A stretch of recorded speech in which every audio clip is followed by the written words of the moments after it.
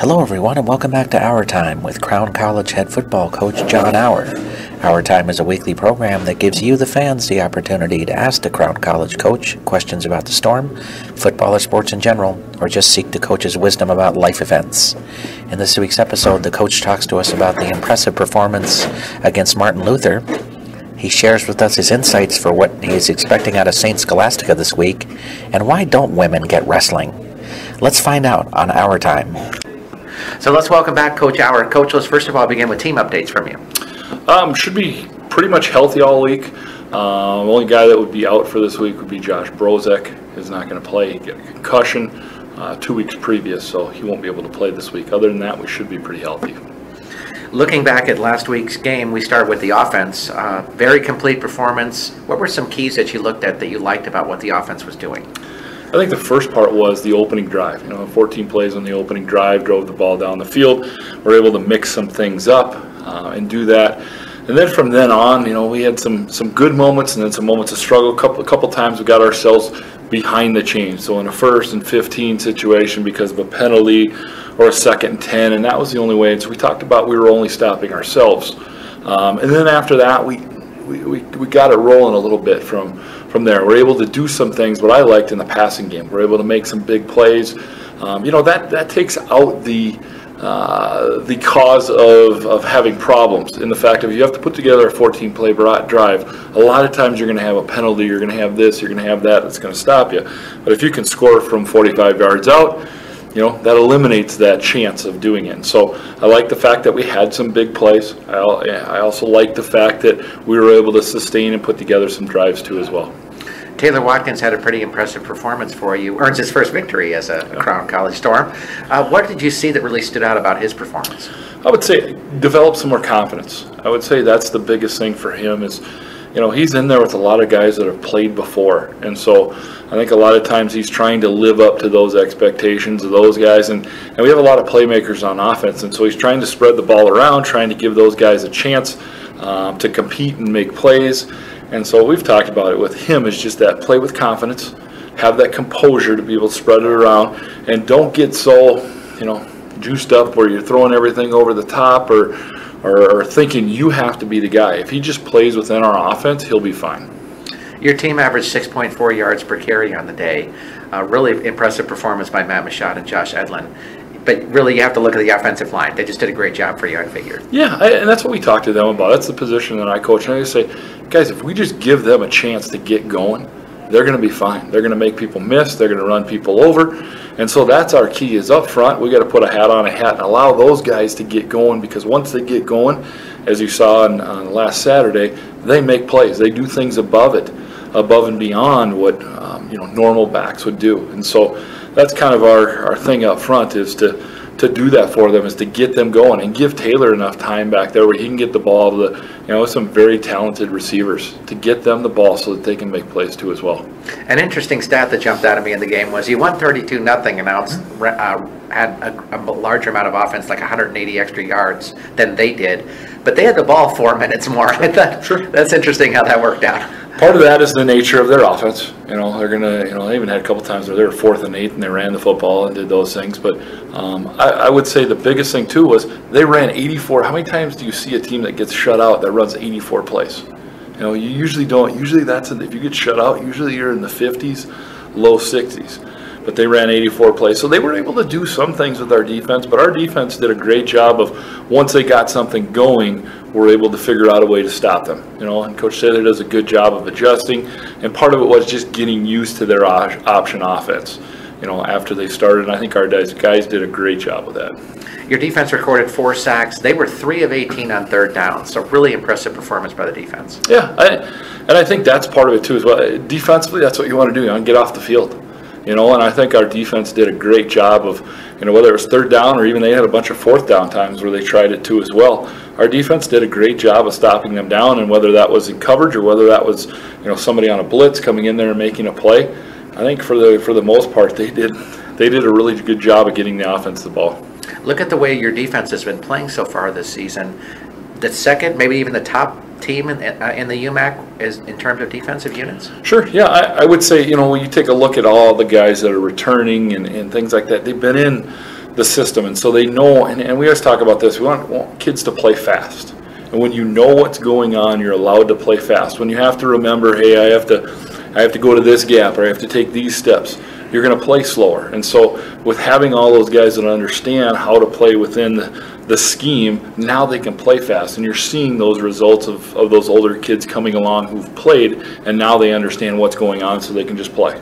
You take on St. Scholastica this weekend, who's pretty much dominated the conference for the last few years. How do you get on top of them? I think we talked about this after practice yesterday. Obviously, they're a very good football team that, has confidence in themselves because of their past and what they've done. Your key is you have to play sound football, and you have to make it close, because they haven't played in a ton of close games, because usually they're ahead of everybody pretty good. So I think if you can keep it close and put them in a position they haven't been in before, where you're keeping it within a touchdown coming down to the end, give yourself a chance. Give yourself a chance. And you can't do Stu. You can't fumble. You can't, interceptions. You can't turn the ball over. You can't do things like that. You can't give them the big play. And if you do that and you play sound football, you put yourself in a position where you can get them a little bit worried come, third and fourth quarter.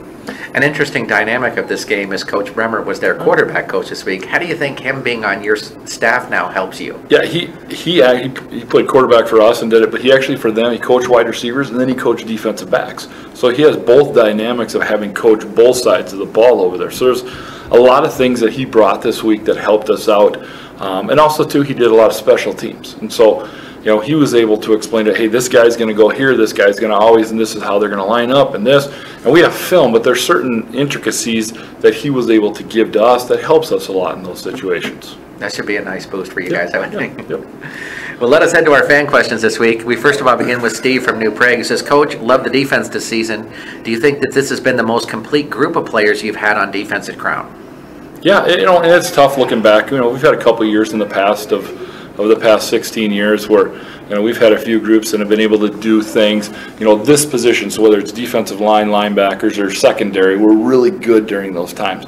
But as far as all three groups, this group ranks up there as far as top two as far as defense. And I think what they do well too is they just go play. They don't sit there and complain to each other or complain about this. They just go play and they have fun and they hold each other accountable for doing things well. And I think that's what's led to their success. Next up, we have Henry from West St. Paul. He says, I hear a lot of coaches at the Division II level talk about how football can be more important than academics. With this being the focus of Division I, it seems as well. Are you concerned that Division III could become sports focused ahead of academics as well? I think the one thing that keeps us from that is the fact that, I don't know what it is, 0.002 guys go to the NFL from Division III. So we talk about the fact of, football's part of your growth and your development, but ultimately it's about the job that you're going to get and earn through your degree, that what you'll do for the next 40 years of your life. And so know that there's other components within sports of Division III that enhance your life and enhance who you are and all those type of things. But ultimately we're getting a degree that'll go on from that, because in our case, even I coached at St. Cloud State before I came, there was 2 guys that even made it to professional football at that level. So now Division III, it's even a lower percentage from that. So it doesn't mean that Division III football isn't good, because it is. It's highly competitive. It's a great atmosphere from that. But know that there's other things beyond what we're going to do during these 4 years that you have to look forward to and that you have to set yourself up for. Interesting. Next up is Lynn from Plymouth.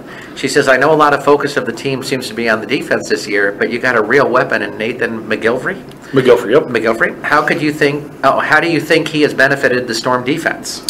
I think what it does, anytime you have a good punter, usually, and we've averaged from a net perspective, our goal each week is to be over 30 yards net. And so we've done that 2 of our 3 weeks.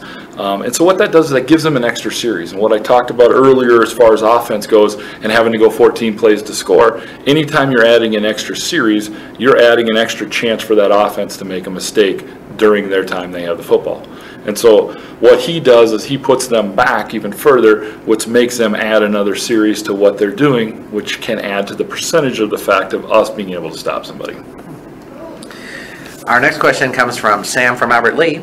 He says, Coach, as the father of 2 young girls, I have to tell you that it bothers me when I see the kinds of things that go on at Baylor and people are more concerned about football than the safety of young girls. Doesn't it seem to you that the purpose of a college or university has been lost here? Sure. I think the biggest thing, and this is one thing we talk about and how we're different, is the fact that we spend time with our guys talking about their growth in their faith, their growth socially, their growth academically, and their growth athletically. And so when you get too big, then all of a sudden now you can only care about certain things. And so then the athletics take up the higher percentage of that. You do a little bit from a social aspect of it, but a lot of that is lost. And so us being around the 70 guy, we can still have those relationships with guys where we talk about each of those individual things, and we can hold our guys accountable for those things. We talk about, I'd love to get to 85. But I think beyond that, I think we'd lose who we are in the fact of being able to be a part of kids' lives and their growth and seeing what they do. Sometimes you get too big, too many, and all you can do is care about football. So while I want to get bigger, while I want to develop, while I want to grow in our program, we also have to sustain who we are in the fact of why kids come here and maintain the fact that we take an active role in their lives during the 4 years they're here. Next up comes Terry from Minneapolis. I'm assuming it's a he. Can you see that it is even possible for a team to lose their starting quarterback and their starting running back and still be able to compete? Yeah, I would say, again, this is different in professional sports as it is in college, as it is in high school. A lot of it depends on who your backup is. I think the quarterback part of it is a little more difficult in the fact of just what they have to do, what they have to run. I think you can plug in another running back, and it's a little bit easier from that standpoint. But the quarterback position is very difficult to plug somebody in. You even saw that. He came in for a week. Bradford came in for a week. He had to take 2 weeks just to understand terminology, understand where receivers were at, things like that. That's even longer from a college and even further from a high school setting. And so, again, I would think quarterback's going to take you a little longer than running back, but I think it can be done. I think what attitude you take towards it, too, makes a big difference. If you take on the role of, hey, let's give somebody else a chance, and the other guys around them need to pick up their performance in order to do it, there's ways you can make it into a positive, too. We're seeing in New England, they're losing both their quarterbacks and winning. So. And that comes back to a system that they have and how they play and how they do it. Does it mean that Tom Brady's not a good quarterback? No. But what it means is they have a system in place that you can plug some different people in there that are still talented, maybe not as much, but they can carry out the means of what they're trying to do. Absolutely. Next up, we have KJ from St. Cloud, who says, how much do you think the off-field issues, like relationship problems, can affect a football player's performance on the field? Good. I think it does. I think it matters a lot. You don't think, you're talking about 18 to 22-year-old guys, and anytime they have problems, whether it's in school, whether it's in, with relationships, those type of things, a lot of times you can see it on their face. So how they are sitting, again, I coach offensive line. I can tell looking at them on their face how they're feeling, what's going on, and it might not be football. It might be something else outside of it. And so that's part of the reason why you need to take an active interest in them, because the more they can tell you, the more you can work through those issues, and you don't have that. And so from our standpoint, again, you have that. You have that where or you have guys that are struggling with those, or even struggling with friendships and have problems with those. That makes a huge difference in how they practice and even more so how they play. Our next question comes from Bill. It says, Coach, my girlfriend does not get why I like wrestling so much. Why don't women get it? Well, I've always asked, how can you watch that much football? And I always come back to her and say, that's part of my job. I'm able to pull things from it, and it's kind of gotten less and less as I've gotten older and spend more and more time on our stuff from a football perspective. But I think what it is I want something that we connect with. It doesn't matter whether it's sports, whether it's music, whether it's faith, whatever it is. We're all looking for something that we can connect with. And I think for a lot of people, it's guys finding something outside of it that they look at, that they take a personal interest, and they actually believe the fact that they're a part of it. And so, from our perspective, especially guys, I don't think, there are girls that think that way too and are a part of that too as well. But for the most part, guys, have their regular lives, but then outside of it, we have something else that we take an interest, and we actually feel we're a part of that. So when a wrestling team wins or loses, I won or lost. We have those things. But as individuals, I think that's, in some ways, that's healthy, and in other ways, some people take it too far, and that's where it can become unhealthy. So our last segment, Coach, what are we praising the Lord about, and what are we saying hallelujah anyhow to? I would say praise the Lord is the fact that we have a lot of guys on our team that are starting to get it in school, starting to buy into Crown, starting to buy into who we are, what we're about, and coming to spend more time with us on things, and wanting to be here. And I think that would be a huge part of it. Hallelujah would be getting our first win, and I think that's a big one. In the past, once we've got the first one, it seems to get a little bit easier from that, but getting that monkey off our back of having that first win, I think helps us build and grow and develop upon that. Excellent. Thanks for joining us this week, Coach. You bet. Thank you.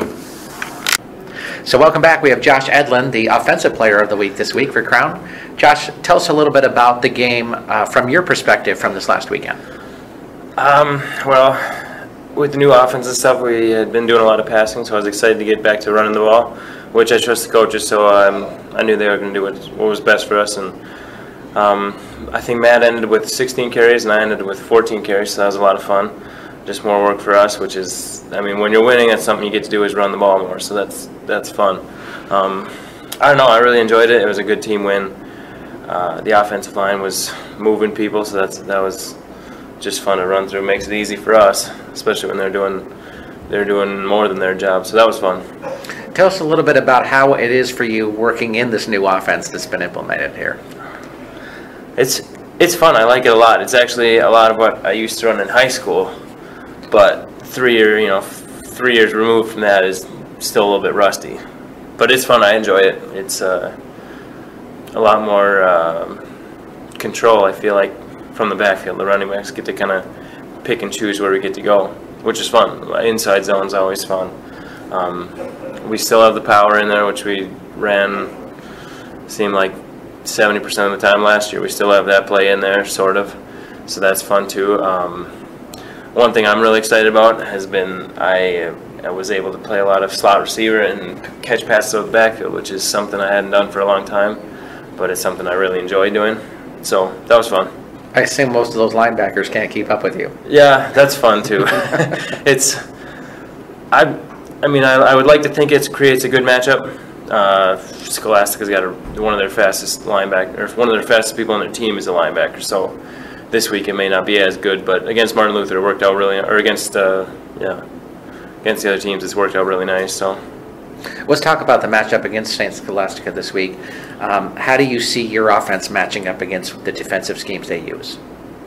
I think it matches up well. Coach Bremer's got a great game plan that we're going to go off of, and obviously he coached there, so he knows what they do. It brings a lot of confidence to the offense here, I think, at least to me, and I really appreciate that.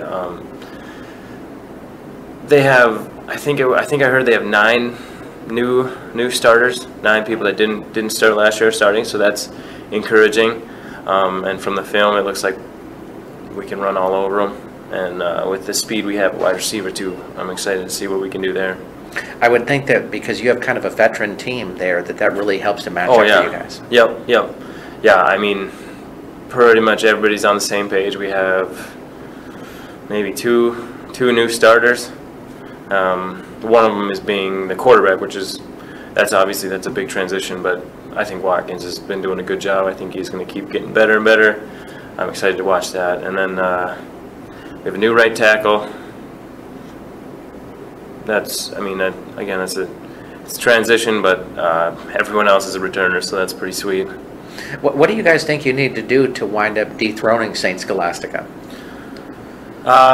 Mistake-free football.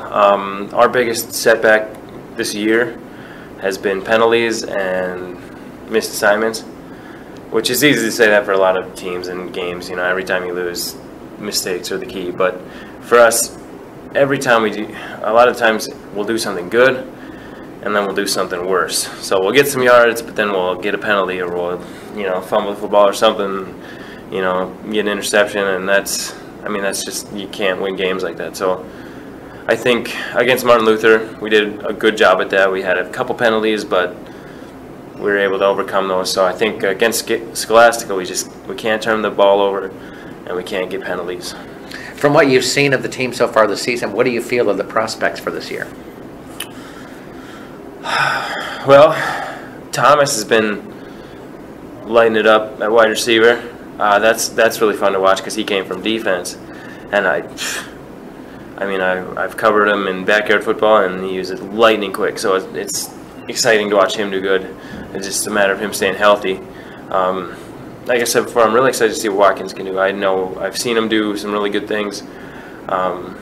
It's just a matter of getting that experience, and I think he'll be getting that. And by the end of the year, hopefully, he'll be a solid starter. And next year, he'll be coming back. I think he'll be good too. We got a lot of great receivers. That's one thing that I've noticed is that between Trey, Rel, Thomas, and then whoever's filling in, Donnie's been doing a little bit, and Nick McCormick's been doing a little bit. Those guys can all catch the ball really well, and that makes it easier for running backs. I mean, if you got receivers that are threats, people have to cover them. And I certainly hope that between Matt and I, we're doing the same thing for them. We're bringing them in, bringing the linebackers and everybody into the box so that they have open space too. That works as a team and sets up each other. As a senior this season, how are you feeling about your senior year at Crown? The main thing I focused on is just having fun. It's my last year. If you don't get college football, you only get it for 4 years. So I'm really trying to make it last, savor every moment, and as a captain, which was a real honor to be voted as a captain, I want to be a good example for the younger guys too, so they know how to conduct themselves game day, during school, in life. So that's two things that I've been focusing on, is just increasing my role as a leader and having a lot of fun, because that's at the end of the day, that's what football's about. For those who may not know very much about Josh Edlund, tell us a little bit about who is Josh Edlund. Oh, yeah. There's a long list for you. We got a lot of time. Yeah, I'm a PE major, which there's a reason for that. I'm trying to prolong the process of growing up. So that's not entirely true, but I'm a PE major. I'm from Crookston, Minnesota, way up north, pretty close to Canada. Let's see. I enjoy just about every sport. The latest kick right now has been beach volleyball. Been getting into that quite a bit. Right now we play a leisure game every Friday at my house, so that's a lot of fun. But it's been, I love being at Crown College. It's a great place to be. Work at Ground Round, so if you ever want to get some food, come to Ground Round and I'll be a server there. So let's see, what else? Yeah, I don't know. Come talk to me. I don't know. That's a good question. So as our last segment, Josh, why is it great to be a Crown College Storm? Oh, man. I have not had any problems with these coaches at all. They have all been wonderful. They've all shown that they've cared for me. They've all been good role models for me. And they're all people that I look up to. And not only that, but the players that are around me are all good people as well. And I just really enjoy that. There was a couple options I could have gone to coming out of high school, but the more I hung out at Crown, the more I realized that this is going to help me grow as a person and as a player. And that was something I wanted because, like I said, I only got 4 years of college football. Go where you're going to enjoy it and where you're going to grow. That was my thought process as I chose to come to Crown. Haven't regretted it at all. That's great. Thanks for joining us this week, Josh. Thank you. So welcome back. We have Elliot Wiens, who was the Defensive Player of the Week after the Martin Luther game this last Saturday. So first of all, Elliot, tell us a little bit about how the defense performed so well against Martin Luther this past weekend. Oh, man, I honestly, this week I did not deserve Defensive Player of the Week because my D-line was doing a crazy good job this week. And that's how we did it. Those guys up front, they can stop the run, and that's what we pride ourselves in. Is up front guys pride themselves in stopping the run. Back in the back, they pride themselves on stopping the pass, and the linebackers in between just hope to do everything in between. One of the interesting things I saw from this last weekend is, despite the fact that they were shut out, they had the ball for 4 more minutes than you guys. It tells me you guys kind of bended a little bit, but didn't break against them. Oh no, that's